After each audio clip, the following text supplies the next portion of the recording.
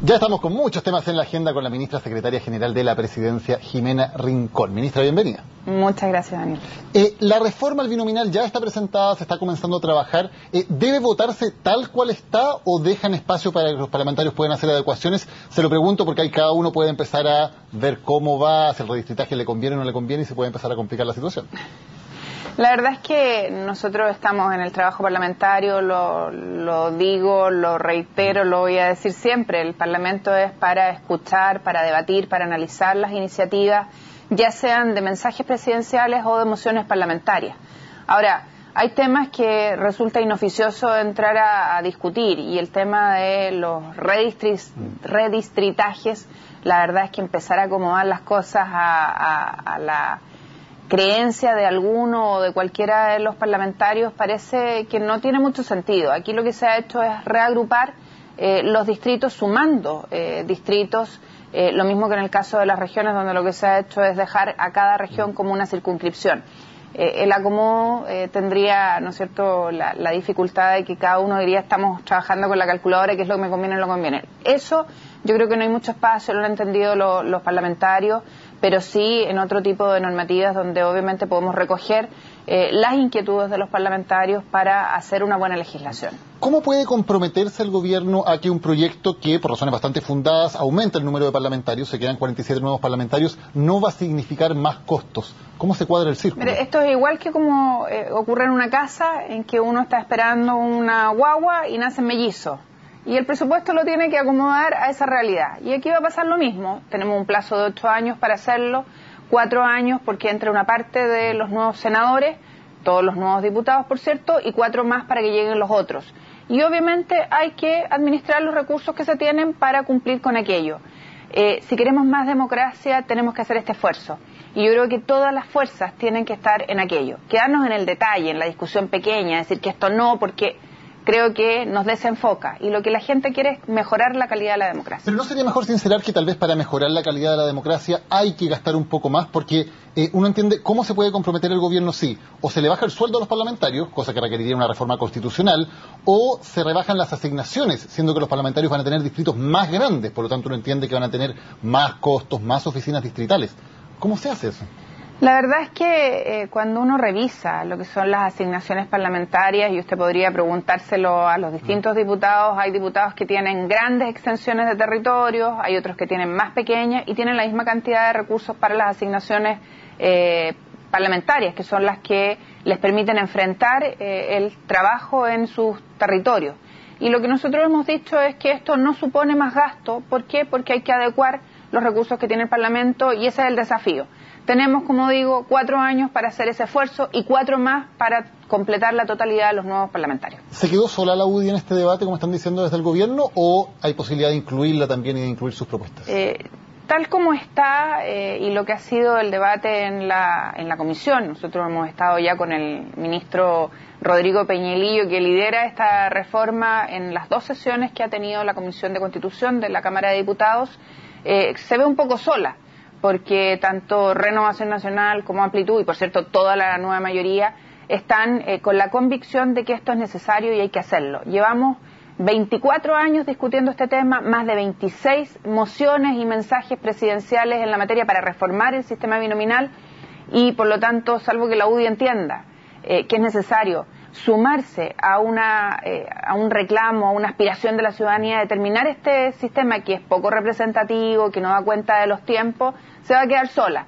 Pero depende de ellos. Yo creo que todo indica que estamos sumando voluntades todos los días, haciendo las adecuaciones que sean necesarias en la discusión parlamentaria, y aprobar esto que mejore la democracia, que le da competencia al sistema, que permite que más actores entren al Parlamento y que por lo tanto la diversidad esté expresada en el Poder Legislativo. Ayer conocimos los resultados de la encuesta de IMARC. El gobierno mantiene una aprobación por encima del 50%, pero la desaprobación crece mucho, pasó del 20 al 32%, creció 12 puntos en apenas un mes. ¿Se polarizó el debate? ¿Y qué responsabilidad tiene el gobierno, y específicamente el famoso video, en esta polarización? Lo hemos dicho respecto del video, eso no es lo central, no es el fondo. A mí me encantaría que esta reacción tan virulenta y de escándalo que hubo de algunos por el video la tuviéramos en temas profundos como la desigualdad, el abuso de los niños, en fin, tantos temas. Y hemos visto silencio. ¿Hay un error de forma cuando se desenfoca el debate? Yo creo que hay más que un error de forma, la pregunta es ¿dónde estamos? ¿Cuáles son nuestras convicciones y nuestros principios? Que se reaccione con escándalo frente a un video y se guarde silencio frente al escándalo del maltrato de los niños, a mí me parece que hay un error más que de forma. Y la pregunta es, ¿qué es lo que está pasando en nuestro país?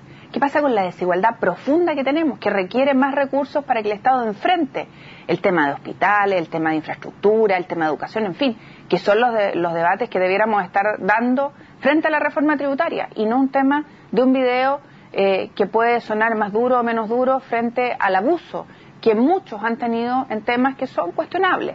Yo creo que ese tema es algo que nos debiera llamar a la reflexión. Ahora, hay una frase que es del gobierno, que es la de los poderosos de siempre. ¿Se puede hablar en tercera persona de que ellos son los poderosos de siempre cuando la Concertación, ahora nueva mayoría, ha estado 20 de los últimos 24 años en la moneda? ¿No los hace parte de los poderosos? Claramente lo que indica el video no es el poder político, sino que el poder económico y cómo se ha concentrado en nuestro país aquello y cómo hay una desigualdad y una brecha tan grande. Y yo creo que ese es el cuestionamiento en el fondo de esta discusión. Insisto, eso es algo de verdad accesorio frente al debate que debiera motivarnos a todos y es cómo acortamos las desigualdades, cómo hacemos, como dijo la presidenta Bachelet, que ganó la elección, por cierto, con el respaldo de la ciudadanía, un país mucho más justo, mucho más inclusivo y bastante menos desigual. Vamos a ese debate de fondo, si hay que acortar las desigualdades, si hay que evitar la concentración, como decía usted recién. ¿Por qué, por ejemplo, esta reforma tributaria no incluye impuestos especiales a las mineras o a los bancos que conocimos hace pocos días, que solo en el primer trimestre ganaron 1.081 millones de dólares en un trimestre? ¿Por qué no atacar por ahí para Daniel, la concentración del poder? Porque se tiende a confundir las cosas. Cuando tú estás aumentando el impuesto del 20 al 25%, estás afectando también a las mineras, también a los bancos, estás afectando a las grandes empresas que han tenido utilidades importantes y les estás diciendo, ¿sabe qué? Usted no va a poder nunca más hacer estas concentraciones de dinero en donde tributa solo por lo que retira, sino que va a empezar a tributar por lo que gana. Y ahí estás afectando también a las mineras, estás afectando a los bancos, estás afectando a las grandes empresas.